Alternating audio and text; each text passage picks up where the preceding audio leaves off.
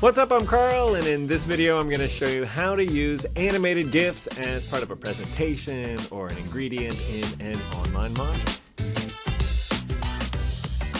So when I'm talking about animated GIFs, I mean these kind of looping videos. I'm not suggesting that we put George Foreman or Michael Jackson eating popcorn into your e-learning presentations, but the technology that's behind that is exactly the same as what I'm about to show you. Here's an example of a GIF that is put into a PowerPoint presentation. I went ahead, I'll show you how I made this GIF in just a second, but I went in and just inserted it just like you would in your regular old picture.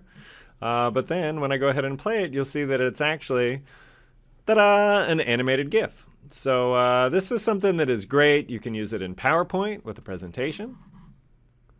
Then here it is in one of my favorite tools, Articulate Rise.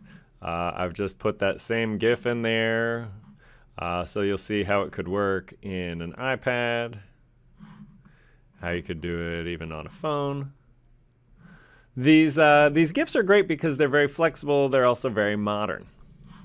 So I use two different tools to make these. One is Snagit, which is a wonderful, for some reason, I just love Snagit. I use it multiple times a day. Snagit allows you to do screen recording, and you can actually do your videos and export them as a GIF. Another option is actually made by the same TechSmith company, and you can do it with Camtasia. To be totally honest, I did not know you could use Camtasia when I started making this video. Shout out to Mike Taylor for telling me that I could. Simply use the production settings here. There's an animated GIF option. So these two tools are really great.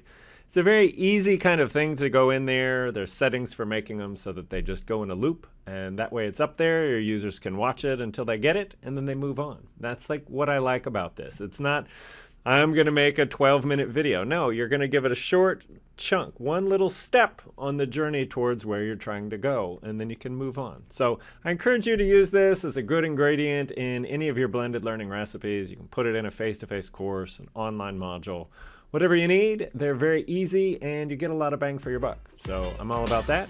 Hope you enjoy it.